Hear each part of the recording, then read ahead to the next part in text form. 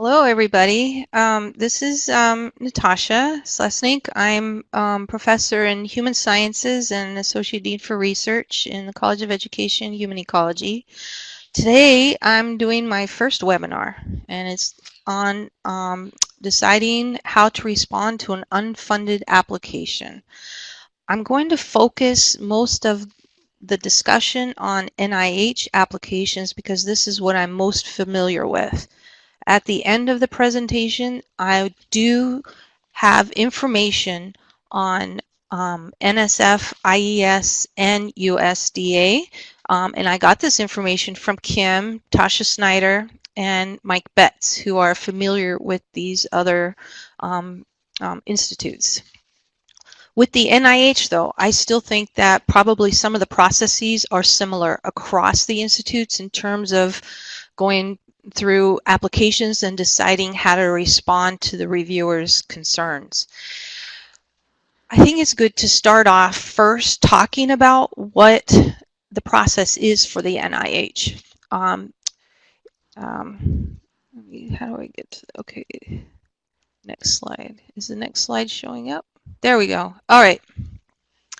The process for NIH for you to receive a score or not receive a score is that they will identify 3 peer reviewers of your application who will provide scores that range from 1 to 10. These 3 reviewers will submit their reviews of your application into the NIH Commons about a week or 2 before everybody comes together to review applications. If your application receives a score in the bottom, usually it's in the bottom 50%, your application won't be discussed and you won't get an overall score. What you'll receive is a set of comments with scores for the individual sections, but not an overall impact score.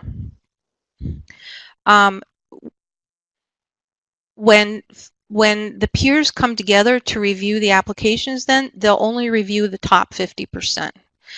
So the score that you receive in your summary statement a couple of weeks after the meeting is going to include the final score based upon the discussion. So the scores that those 3 reviewers put in initially are probably going to change a little bit based on the discussion from the meeting. My experience has been if your application is on the edge and people start discussing it and there's someone who reviewed your application who had more problems with it, your score is probably going to deteriorate during the discussion. You can sort of figure this out by looking at the scores that the different reviewers give you. So some of the possibilities are for your first score to be good, but not good enough to get funded. If you submit this application back in, you could get a second score that's good, but still not good enough.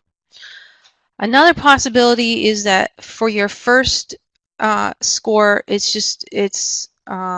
first score is just not good. You get maybe a 60 or a 6 out of 10, or you didn't. So these are all the possibilities, and I want to go through each one.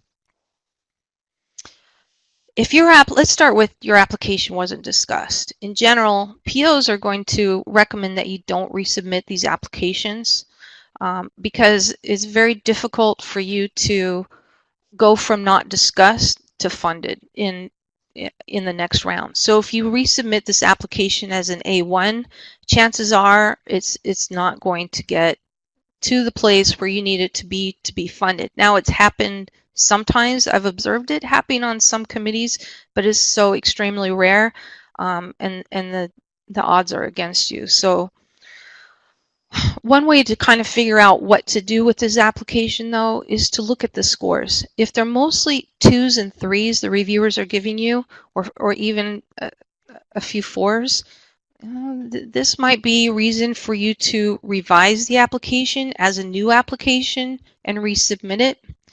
If they're mostly 5s and 6s, these scores are telling you that the reviewers are probably not liking the idea.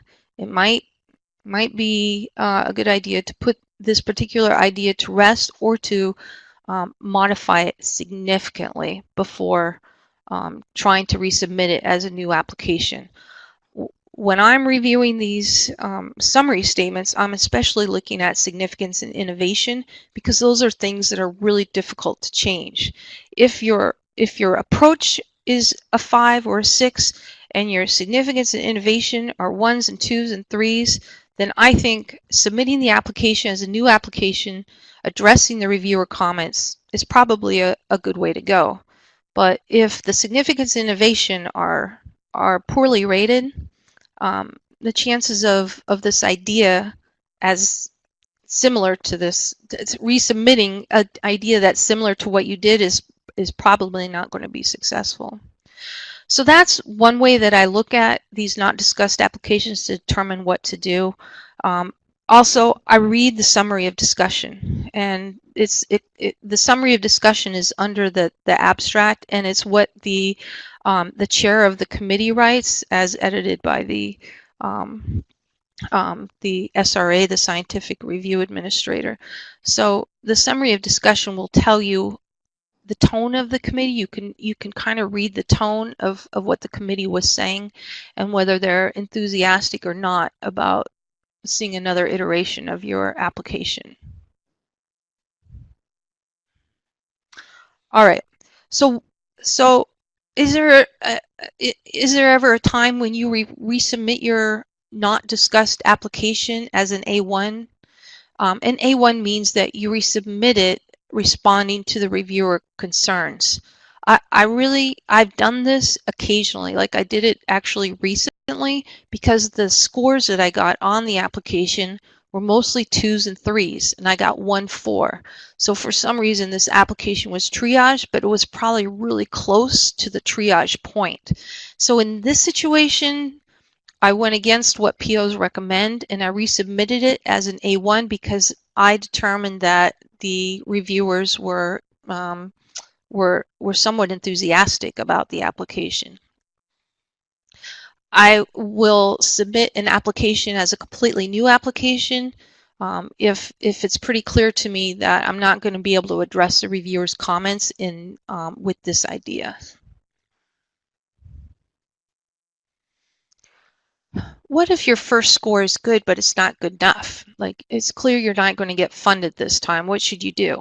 Well, of course you're going to resubmit. There's really no choice here. After you get the comments, what I recommend doing is calling your PO, and the POs can give you information that may not be in your summary report. So if the PO was in the room during the discussion, they can tell you they can give you information about concerns that different reviewers had that may not have been documented in that summary of discussion. And that's been helpful to me in the past. Also, the PO might have helpful advice for you to resubmit your application in a, in a successful way. Another reason to talk to the PO is because you want to hear whether they're supportive of your idea, and if you submit it again, are they going to advocate for you if it does well? So these are all reasons to engage your PO.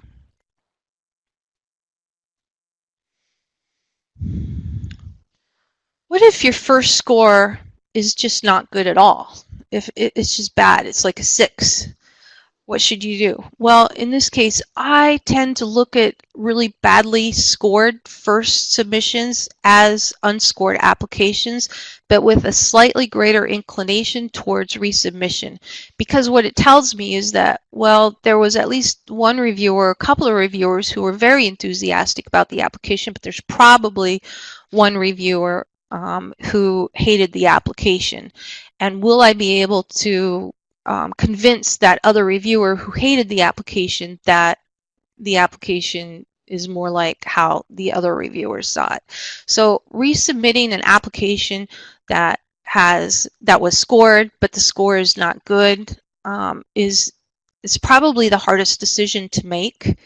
I have received grants where the scores were good for 2 of the reviewers, and then the final reviewer they destroyed it. They didn't see it as innovative or significant. Maybe one of the other reviewers also had concerns that I felt would be difficult to address, and then I just didn't even resubmit that application again because I did not feel confident that I would be able to move it up to where it needed to be. Okay.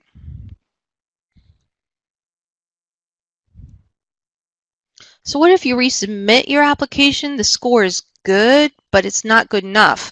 This is, in my opinion, the worst case scenario. So you submitted it the first time. Maybe it got scored, but the score wasn't good enough. You send it again, and the score only goes down a little bit, or it gets better, but it doesn't meet the funding line. So do you give up?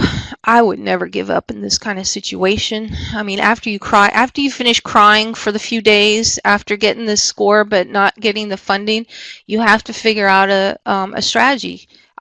You could resubmit it as a new application. You can send it to a new institute or review group, or I mean, if you're really beaten down by the experience, you can lay the idea to rest. But I feel like if your second score is still good, that's not the good answer, is to lay the idea to rest. I would find a new institute or a new review group and get that application back under review, addressing the reviewer's comments.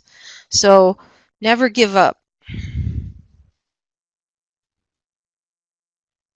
Okay, so let's say you've decided to revise your application. Now what do? I want to talk about the introduction and also about the actual application. When you're writing your introduction, so the NIH has a one-page summary of the changes to your application and your response to the reviewer's comments. In Spirit, the reviewers always write. Provide an overview prior to the specific changes where you thank the reviewers for their time and insightful comments and feedback, and how you appreciate the time and direction that they've offered. If you don't agree with the reviewer in some of your comments, that's fine. You can not agree with them. You have to justify your stance, but never do it defensively. Never suggest that the reviewer doesn't know what they're talking about, of course. Don't argue with the reviewer. Don't say, I respectfully disagree with the reviewer. No, you say, this is a good point. And then you go on to say, now the literature suggests this. And so because the literature suggests this, we're going to stick with this, because if we don't, it might compromise the validity of our outcomes. If you do it this way, the reviewers on the panel are going to see this as a reasonable response. So you don't always have to agree. Another strategy for the introduction is it's always to give time for each of the reviewers. So don't ignore any of the reviewers. So if you have one reviewer who gave you great scores and their comments were pretty minor, don't ignore them. Don't make sure that you even acknowledge their feedback and respond to their comments in the introduction also, even though you know that they loved your application, but because they all have to have some feedback for you. You can organize the letter by reviewer, or you can organize it by themes. I tend to do it by reviewer when the themes don't overlap much, and I tend to do it by themes when all the reviewers are saying the same thing. So it really depends on what your comments are.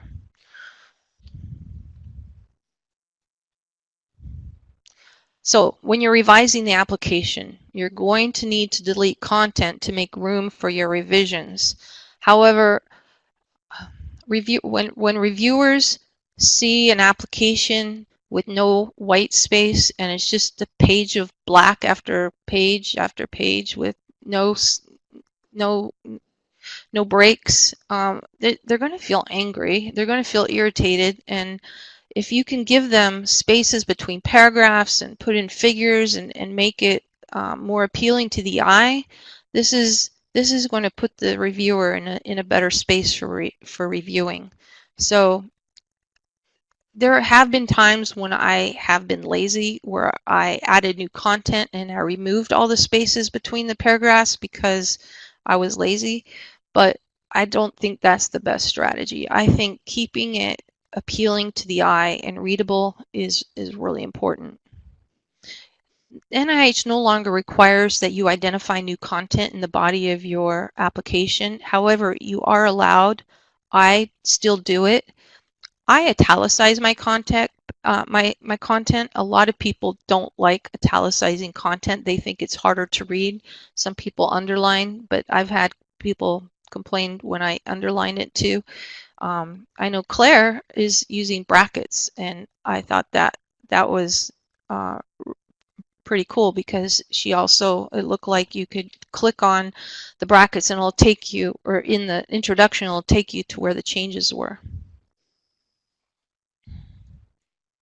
All right, so NSF. So things work a little bit, and Kim, you can jump in anytime because you're very familiar with NSF.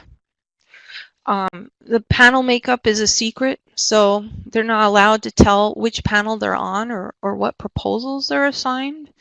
You don't get a number score, you just get the excellent, very good, good, fair, poor, and you get all the individual reviews like you do at the NIH.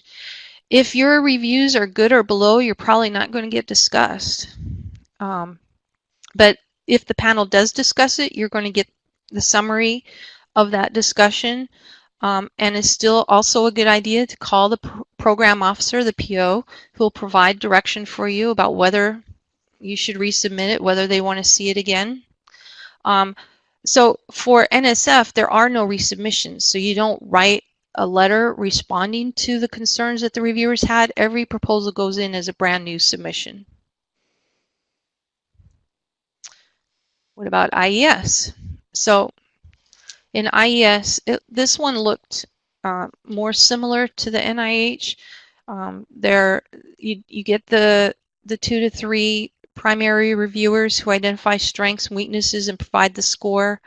It looks like the scores range from 1 to 7 on the various criteria that are similar to the NIH criteria: significance, research plan, personnel, resources. And then the overall score ranges from 1 to 5. Well, the NIH is 1 to 10. Similar to the NIH, the budget, the data management plan, human subjects, all of those components aren't scored. So, and also IES gives you 3 pages to respond to reviewers' comments, which the NIH used to do, but they changed it a few years back to when they went from 25-page applications to 12-page. So then the 3-page response went down to 1 page. And then the last one, USDA. This one's more, it looks like more secretive. The membership's not made public, and it changes every year. They have 1 proposal submission every year. There's no limit on the number of times a revised proposal can be submitted like there is at the NIH, so you can resubmit over and over and over. They receive priority ratings from triage, where they don't discuss, to outstanding. And then in the revision, it's the same thing. You have to give consideration to the reviewer comments and then outline the changes that you made in your proposal text. So this is the end of the of how to respond to a unfunded application. So well, Natasha, yeah, thank you so much. We really appreciate these insights. So does anybody have any questions that you would like to ask Natasha? I've turned on all the microphones, or you can just chat, type into the chat box.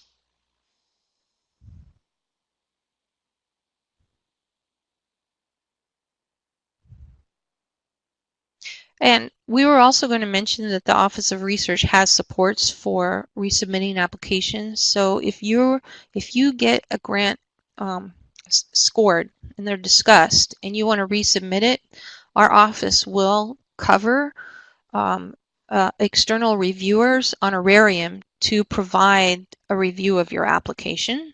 We also have the red team reviews And the red team review provides you feedback, written feedback from 3 peer reviewers within our college, or even external if we can get someone from another college. So we have that. What else do we have, Kim? I am putting the, I can't think of anything at the moment, but I am putting the link to the external paid review in the chat box, so you'll know where that is. Yeah, the red team reviews, that's really important. And depending, I guess, on the questions that you might have, if there's questions, and I know with NSF, a lot of these proposals, it's the methodology section, because NSF is asking more and more about research. And if people need help with the research component of a proposal, you could always go to the Research Methodology Center. I mean, that's what they're all about. So that's important. Okay.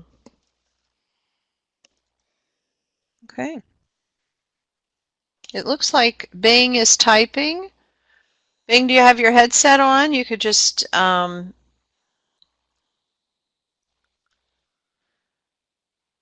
have a question. Can you hear me? Oh, yeah. Great. Is Claire? Is this Claire? Great. Yeah. Hi.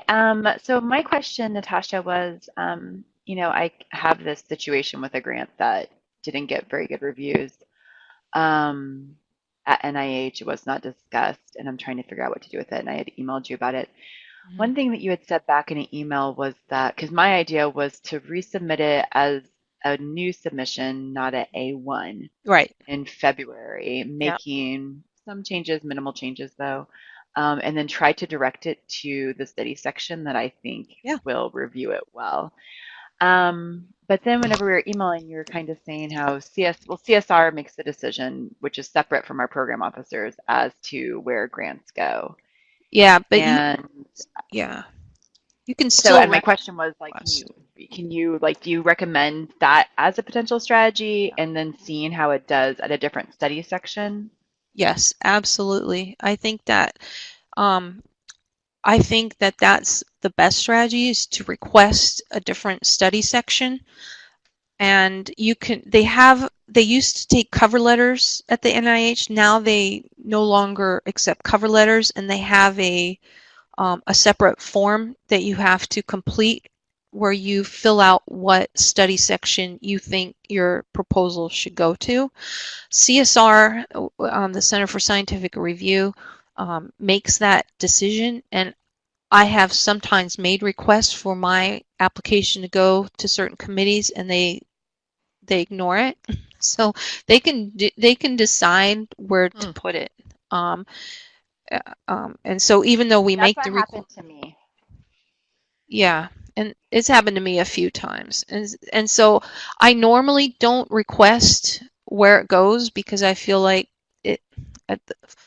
unless I have a reason to care, it usually goes to one of 3 committees that are probably going to be fine.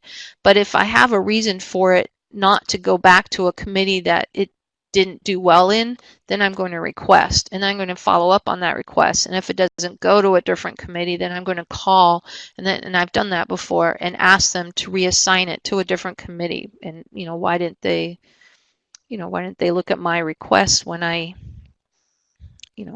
sent it in? So they usually have a reason, and you can sometimes talk through it with the CSR person. So the POs, the program officers, don't have anything to do with this. This is like a different group of people. So in the situation that I'm in, where if you're in this situation where this committee has not reviewed my stuff favorably several times, and they were at my third choice, that's where it went. Would you still recommend going to your program officer in that case? Because I'm working with a program officer that I don't know that well. But it's going to go to a different committee, right? Yeah. Or will it stay at the same institute though? Like, yes. Mm-hmm. So it'll probably remain, that person will probably remain your program officer, unless you go to a different institute. So sometimes I've gone to like different institutes where the program officer will change. But if it's the same institute, you're probably going to have the same person, so I would talk to them. And it's strategies. So you're strategizing with them. So I've done that. I've talked to program officers and asked them, you know, this application is not being reviewed favorably in this committee. Do you think this should be submitted to another committee, and do you have a recommendation? And my program officer, this is many years ago, gave me 2 other committees that they thought that some of their grantees have done better in. So okay, great. Yeah, I'm gonna totally try that. Yeah. Thank you. Yeah. I just think we can't emphasize enough about building relationships with your program officers, asking questions. I mean, so in NSF, for instance, we have different programs. We don't have like study sections that's similar, but maybe the program officer could help a PI think about a different program that might be more appropriate for what that PI wants to do. So, you know, so that's something similar. And Bing says, are there resources support available in the college to help analyze reviewers' comments? And I don't know that there's any specific, you know, like this is the program that we do that. But I know that Natasha, we have the writing group, and that's something that we could look at, and we have done that for Claire. But Natasha, I mean, I've read them. Natasha's read them. There's probably other folks that your colleagues might be interested in helping you with that. And let me also, Bing's questions actually bring something to mind that I've experienced, is that when you submit your comments to your peers to review, if your peers don't have any experience with submitting grant applications and receiving comments, they're not going to they're not going to be able to be a good sounding board to you for how to proceed. They're going to they're not going to know how to interpret the comments. So I've learned this over the years that people who have a lot of experience receiving comments from the NIH, for example, know how to sort of interpret the tone and how to proceed. But if you don't, if it's a co-I who this is their first grant, or they haven't had a lot of experience, they tend not to interpret the reviews in the same way. I don't know if that makes sense.